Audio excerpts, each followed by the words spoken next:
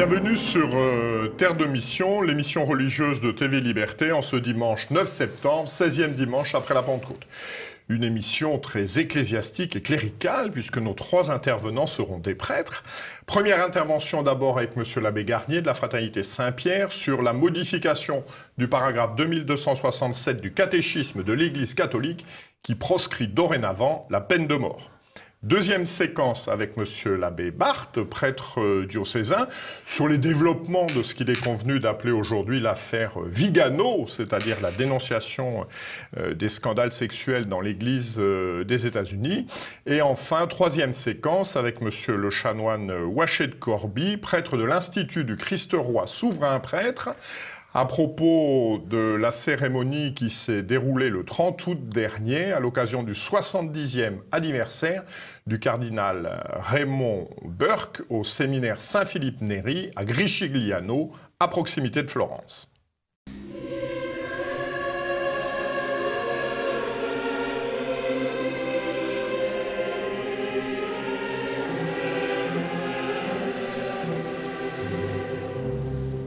Merci, monsieur l'abbé, de nous rejoindre sur un autre sujet que la semaine dernière. Le 2 août dernier, le souverain pontife, le pape François, a apporté une modification au paragraphe 2267 du catéchisme de l'Église catholique concernant la peine de mort. Quelle était la rédaction précédente? Quelle est la nouvelle rédaction? Alors, si on doit résumer les choses, dans la précédente rédaction du catéchisme de l'Église catholique, la peine de mort n'est pas exclue, mais on lui préférera tous les autres moyens qu'on pourrait appeler non sanglants.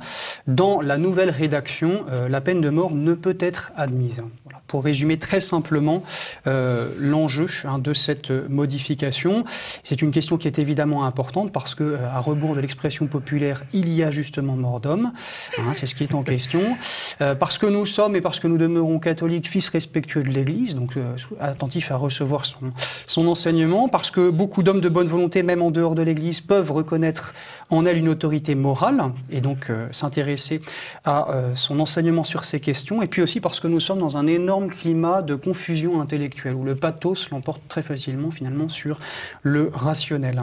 Donc ça nous oblige effectivement à recreuser cette question. Alors recreusons, sur quels arguments repose ce changement de position ? Alors, après avoir été permise de manière exceptionnelle, la peine de mort est définie comme non admissible en regard des autres moyens possibles et efficaces, et puis surtout de la dignité de la personne humaine. C'est ce qui a été vraiment souligné dans la nouvelle formulation.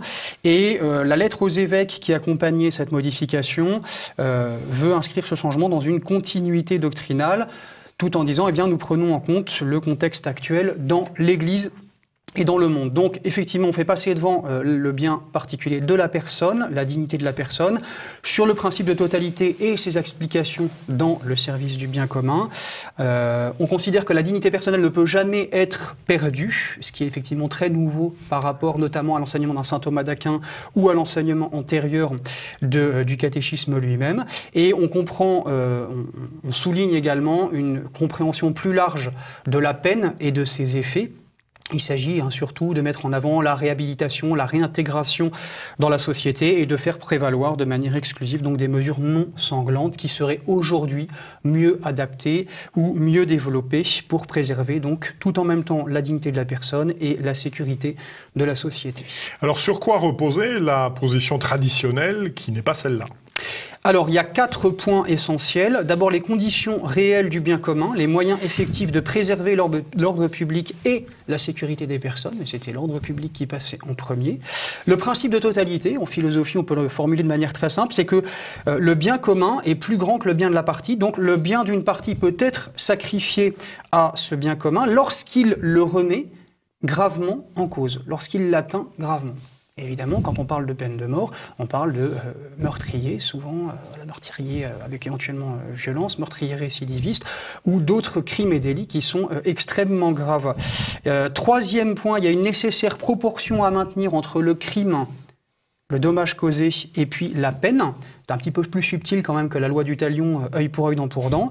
Et quatrième point, c'est important à souligner, je pense, La doctrine traditionnelle de l'Église ne nie pas la dignité personnelle du criminel, mais on souligne que justement certains comportements criminels vont contre cette dignité parce que justement la personne c'est quoi? C'est un sujet individuel de nature raisonnable et là il agit contre sa nature. Donc il peut perdre sa dignité et je vais même plus loin.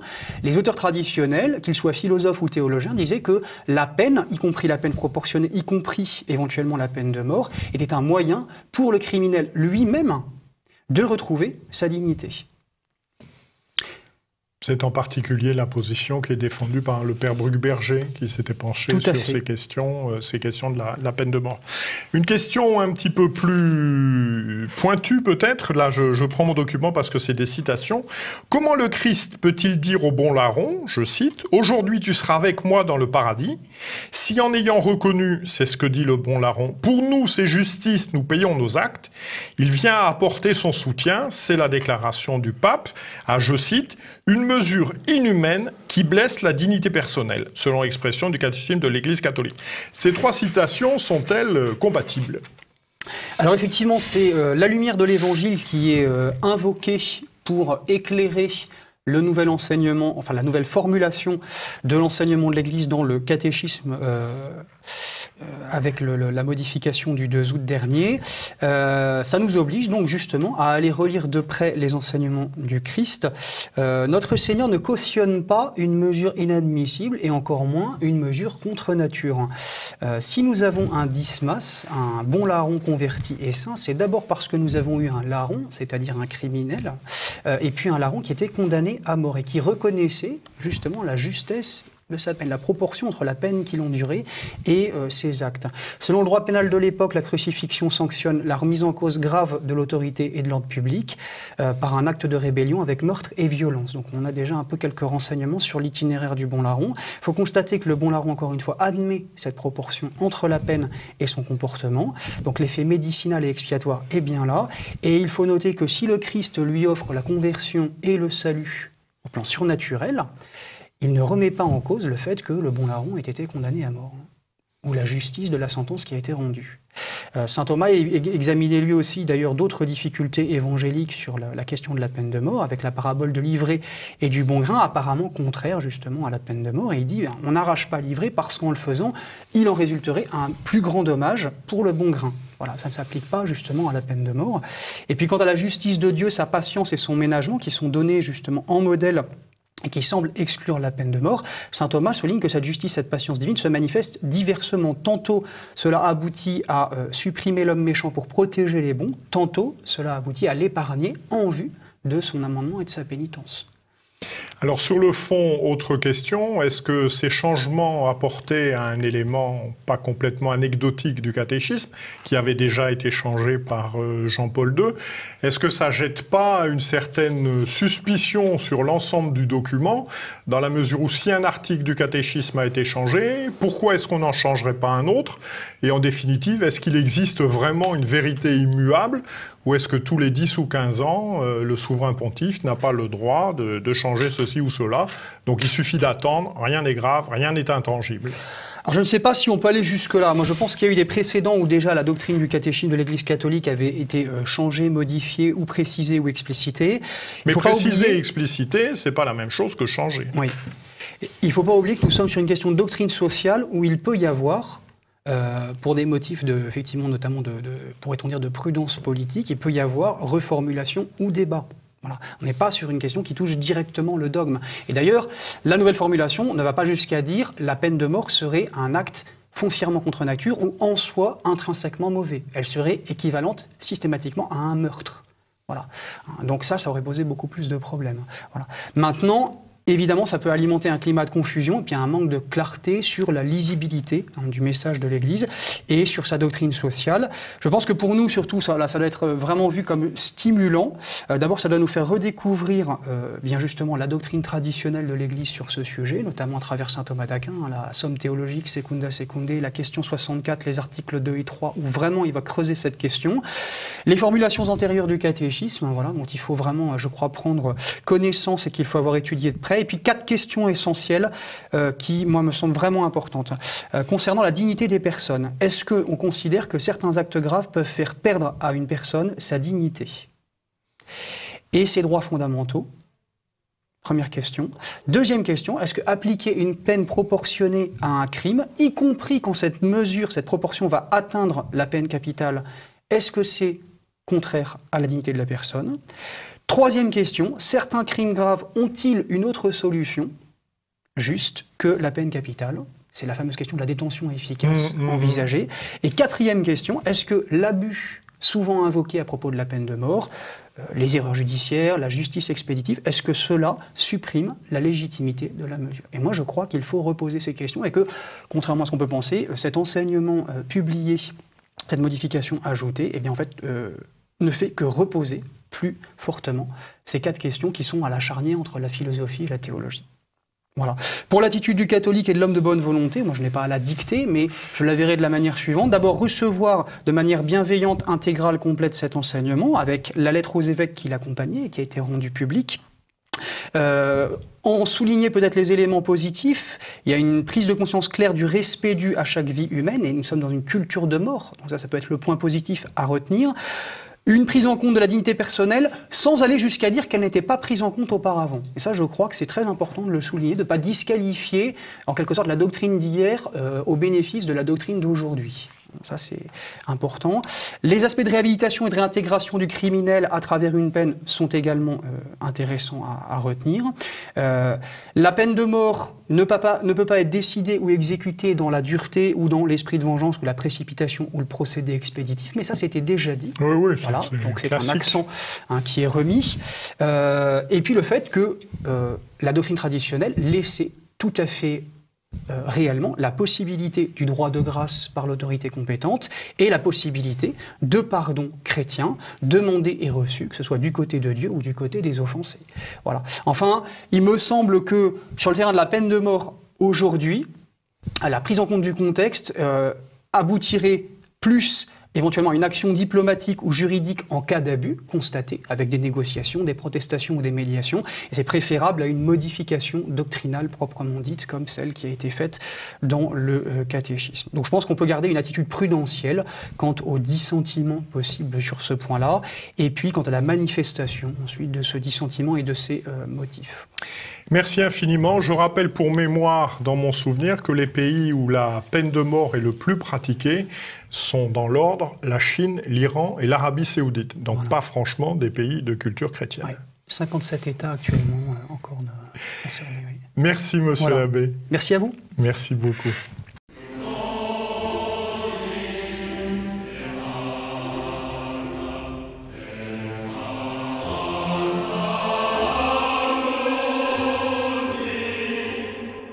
Merci, monsieur l'abbé, de nous rejoindre pour les développements de ce qu'il est convenu d'appeler l'affaire Vigano, donc la lettre, il y a déjà une quinzaine de jours, dans lequel l'ancien nonce apostolique aux États-Unis affirmait que tout le monde était au courant des scandales sexuels et des protections dont bénéficiaient un certain nombre de prêtres et d'évêques. Alors le pape a réagi à ce document, qu'a-t-il dit ? Il n'a rien dit. Pour être très clair, il a renvoyé aux journalistes dans l'avion qui le ramenait d'Irlande, où le coup lui est arrivé en quelque sorte. Et il a dit aux journalistes que dans leur maturité, ils n'avaient qu'à bien lire le document, ils verraient ce qu'il fallait en dire. Bon, c'est la manière qu'il a de régler un certain nombre d'affaires, comme on sait. Il faut dire qu'il est dans une certaine difficulté, aussi bien là que dans les autres affaires, et il pense qu'il peut arriver à un résultat de cette manière-là, mais je ne le crois pas. Et plus personne ne le croit maintenant. Et alors, quelles ont été les réactions, en particulier aux États-Unis, à la Curie, voire ailleurs dans le monde, à ces documents ? Oui, les réactions ont été diverses, comme vous le savez. D'abord, un certain étonnement de voir cet homme qui n'est pas rien. Ce Monseigneur Vigano, c'est pas un petit Monseigneur de seconde zone, si on peut dire. C'est un personnage très important qui aurait dû être cardinal, Alors il est attaqué là-dessus d'ailleurs, en disant tout ça c'est de la rancœur parce que vous n'êtes pas cardinal. On peut y revenir, oui, mais peu importe qu'il y ait de la rancœur chez lui, pourquoi pas. Hein. Mais une rancœur, je crois, bon, puisque je le connais, c'est un homme qui est très facilement blessé. Et là, il a été vraiment très blessé de tout ce qui lui est arrivé depuis la fin du pontificat de Jean-Paul II. Pardon, excusez-moi, de Benoît XVI. Alors il a été blessé par quoi? Il a été blessé par le fait qu'il a été mis à un poste très important, le secrétariat de l'État du Vatican, on va dire. Donc il gérait tout un aspect patrimonial dans le grand système du Saint-Siège, et il a commencé à remettre de l'ordre avec beaucoup de force. C'est un homme très sérieux, c'est un haut fonctionnaire ecclésiastique, si vous voulez, hein, qui serait un peu comme un haut fonctionnaire, mais avec une spiritualité que n'ont pas souvent les hauts fonctionnaires ecclésiastiques. Donc c'est vraiment un homme pieux, il n'y a pas de problème. Et il a donc voulu remettre de l'ordre dans cette part des finances vaticanes, il commençait à le faire, et il a été écarté, malgré le soutien trop faible, comme ça arrivait un certain nombre de fois de Benoît XVI, il a été écarté par le cardinal Bertone, le secrétaire d'État. Alors qu'il aurait dû rester là, puis devenir président, et forcément cardinal, et un cardinal important dans le système curial. Donc c'est dommage, peut-être, mais voilà, les choses sont passées comme ça. Alors ça, c'est vraiment, il en a du ressentiment, d'autant que la chose s'est passée de manière désagréable, plus donc, de notre mauvais coup qu'on lui a fait, et il est devenu, poste très important, nonce aux États-Unis, où il a contribué largement à donner des évêques, on va dire classiques au moins, sur les sièges des États-Unis. Et ensuite, donc il a donné sa démission, est revenu à Rome, et dès l'instant alors qu'il était encore nonce aux États-Unis, le pape François lui a signifié que sa politique aux États-Unis n'était pas convenable. Donc toutes les choses qu'on sait maintenant. Ça aussi, ça l'a beaucoup marqué, surtout la manière dont on lui a dit, la manière dont il a été ensuite court-circuité, en somme. Alors, parmi les réactions, une a été, me semble-t-il, assez remarquée et remarquable, c'est celle de Monseigneur Schneider, donc l'évêque auxiliaire d'Astana, qui ne s'est pas contenté de faire de la philosophie, mais qui a proposé des choses concrètes. Que contient le document qu'il a rendu public ? Au fond, il dit ce que beaucoup d'autres disent, hein, vous savez, savoir, au fond, qu'il faut une vraie réforme de l'Église. Et les réactions aux États-Unis, en France aussi, vous avez peut-être lu les articles du Figaro, par exemple, qui ont été excellents sur ce point. J'ai entendu à Radio Notre-Dame Yves Semen qui intervenait aussi sur ce thème. D'abord être très clair, et c'est ce que dit Monseigneur Schneider, sur le fait que l'homosexualité est considérée par l'Église comme un péché. Elle est selon le naturel, mais l'Église le rappelle, donc, non pas la tendance homosexuelle qui est une chose, mais le péché lui-même. Et évidemment, pour des prêtres, des évêques et des cardinaux, c'est encore plus mal. C'est un crime abominable, hein, évidemment. Et c'est de ça qu'il s'agit. Donc on parle plutôt de pédophilie que d'homosexualité, parce que l'homosexualité est, on peut dire, droit de cité aujourd'hui, et banalisé, à droit de cité même, c'est une chose très importante. Donc, de fait, dans l'Église, on n'ose pas le dire, c'est aussi une des raisons, j'ose le dire, du silence du pape, qui n'ose pas s'avancer sur ce point-là, qui préfère laisser les choses un petit peu moues et floues, depuis notamment le synode le synode extraordinaire sur la famille, qui avait avancé quand même une proposition votée largement sur ce point-là. Donc pour en revenir à cette affaire-là, voilà, il faut faire la clarté là-dessus, c'est très important, le dire, punir les coupables, c'est ce que dit aussi mon cher Schneider, et réformer l'Église comme elle s'est toujours réformée, non pas en faisant des repentances médiatiques qui ne signifient pas grand-chose, mais en purifiant du point de vue moral, du point de vue ascétique, du point de vue spirituel, l'institution elle-même.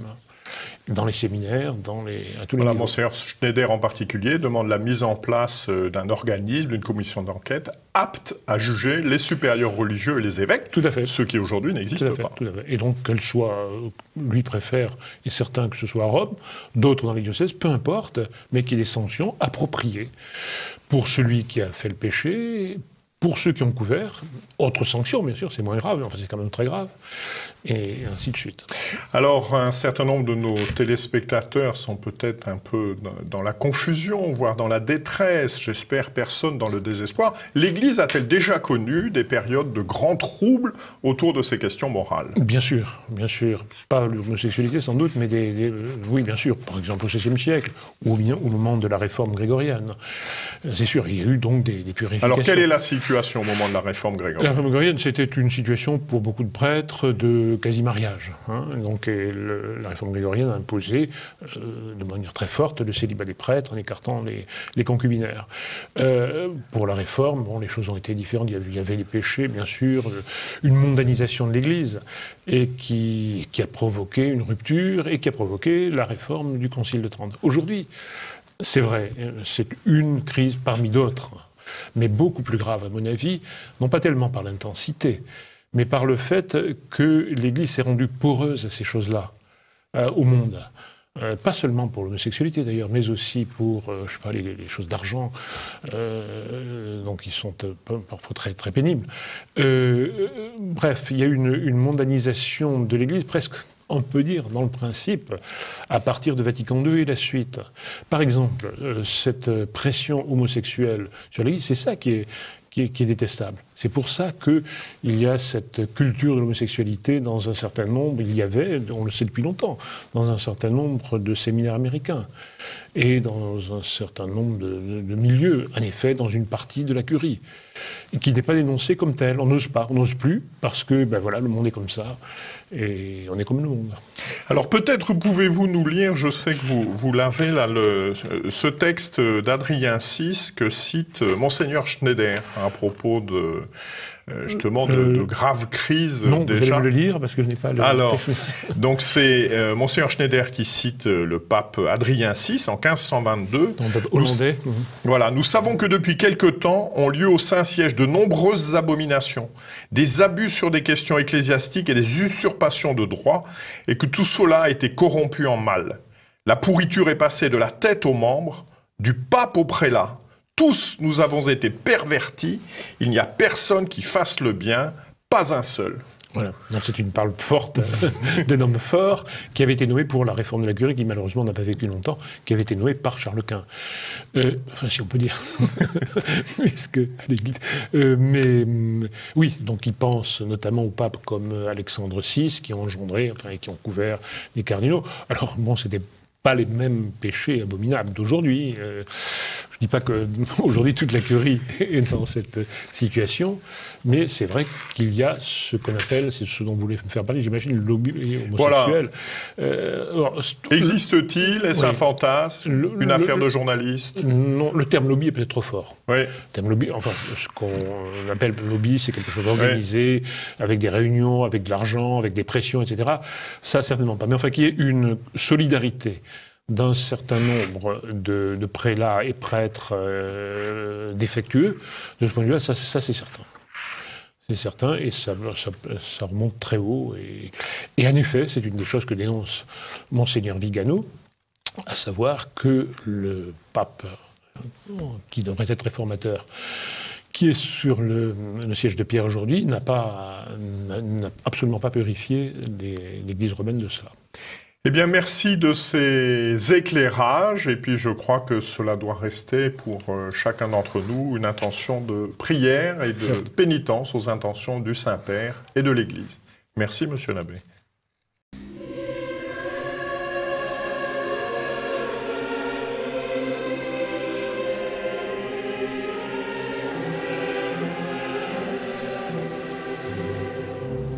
Merci, Monsieur le chanoine, de nous rejoindre. Vous êtes prêtre de l'Institut du Christ-Roi souverain prêtre et vous étiez le 30 août dernier au séminaire Saint-Philippe Néri à Gricigliano à l'occasion d'un Te Deum solennel d'action de grâce pour les 70 ans du cardinal Burke. Alors d'abord, un Te Deum, c'est quoi ? Un Te Deum, c'est une hymne d'action de grâce antique, puisqu'elle elle est attribuée à saint Ambroise au IVe siècle. Et c'est une hymne que l'Église chante pour louer Dieu, c'est-à-dire rendre gloire à Dieu, dire du bien, des louanges, c'est-à-dire magnifier Dieu, magnifier sa gloire, magnifier sa grandeur, sa perfection et aussi la perfection de ses œuvres. Et c'est une hymne liturgique qui est utilisée essentiellement pour rendre grâce, c'est-à-dire pour remercier le Seigneur de ses bienfaits fait. Alors elle est utilisée ordinairement dans l'office divin pour l'office des matines, le jour des fêtes, et puis surtout de façon extraordinaire et solennelle pour des grandes occasions, quand on veut remercier le Seigneur pour des occasions particulières, comme par exemple le couronnement d'un pape, le sacre d'un roi, le sacre d'un évêque, une grande victoire ou un anniversaire particulier. Et c'est pour ça que cette fois, eh bien, nous avons aussi à Griciano chanté un Te Deum d'action de grâce pour les 70 ans du cardinal Burke. Voilà, dont nous allons attendre quelques extraits.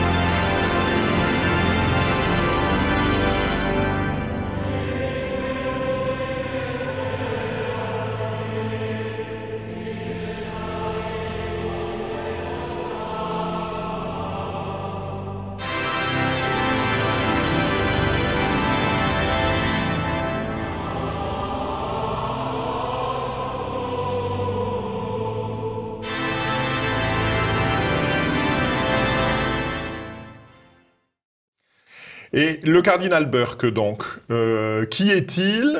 Quelle est son histoire, sa carrière, si le terme n'est pas très heureux? Et qu'est-ce qui contribue aujourd'hui à faire en sorte que c'est un cardinal un peu plus connu que beaucoup d'autres? Oui, alors le cardinal Burke, c'est un prélat américain, cardinal de la Sainte Église romaine. Il est né en 1948 dans l'État du Wisconsin aux États-Unis, c'est-à-dire un État dans le centre-nord, sur le bord du lac Michigan. Le cardinal Burke a été ordonné ensuite, élevé d'abord dans une famille très catholique. Il a reçu une foi profonde de ses parents. Il a été ordonné en 1975 par le pape Paul VI à la basilique Saint-Pierre de Rome, et puis ensuite est devenu évêque d'un petit diocèse du Wisconsin, à La Crosse, en 1994, et il était consacré évêque en 1995.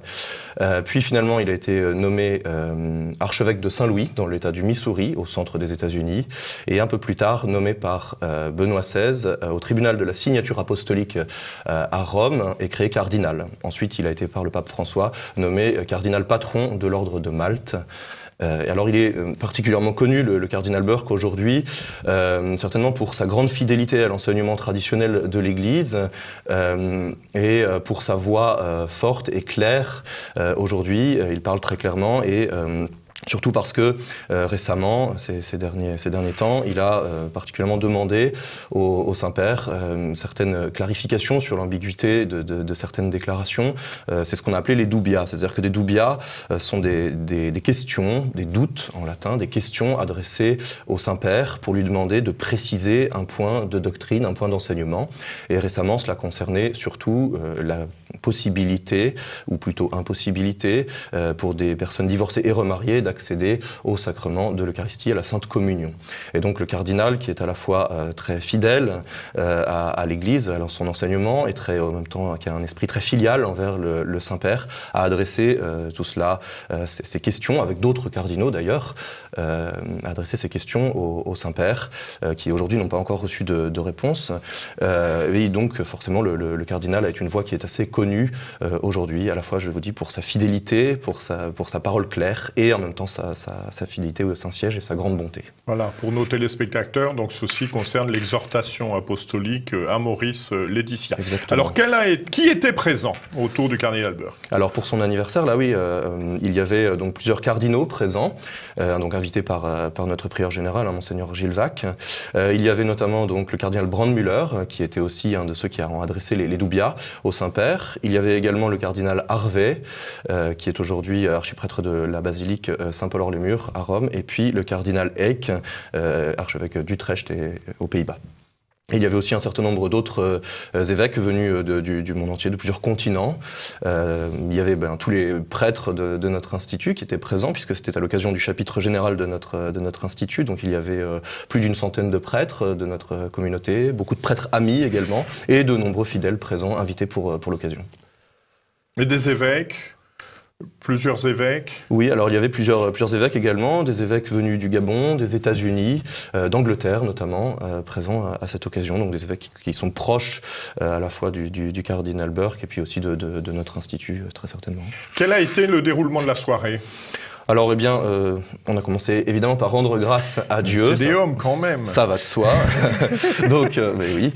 Donc, le Seigneur, Messire Dieu, premier servi. Nous avons d'abord commencé par chanter le Te Deum d'Action de grâce en l'honneur donc de notre Seigneur, mais aussi donc pour les 70 ans du cardinal. Et puis après ça, il y a eu un cocktail, un grand dîner en l'honneur du cardinal aussi, les discours d'usage, si je puis dire. Donc, d'abord de Monseigneur Vac, adressé au cardinal Burke et à toutes les personnes présentes, et puis une réponse de son éminence, cardinal Burke, également juste après. Et puis nous avons terminé par un beau feu d'artifice, tiré en son honneur également, à la fin de la soirée. Superbe feu d'artifice. Vous pouvez le dire. Alors, quelle est la signification de cet événement pour votre institut d'une part, pour l'Église d'autre part?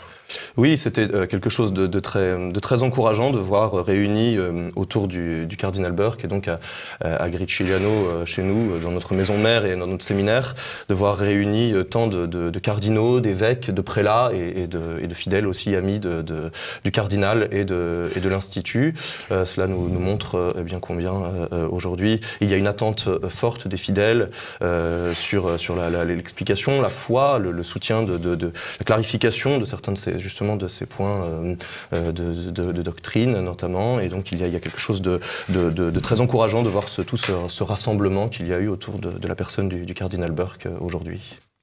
Eh bien, merci infiniment, Monsieur le chanoine, de ce témoignage et puis de ce grand moment de catholicité que vous nous avez, avec vos supérieurs, permis de vivre en ces temps qui sont quand même de confusion, oui. Disons-le.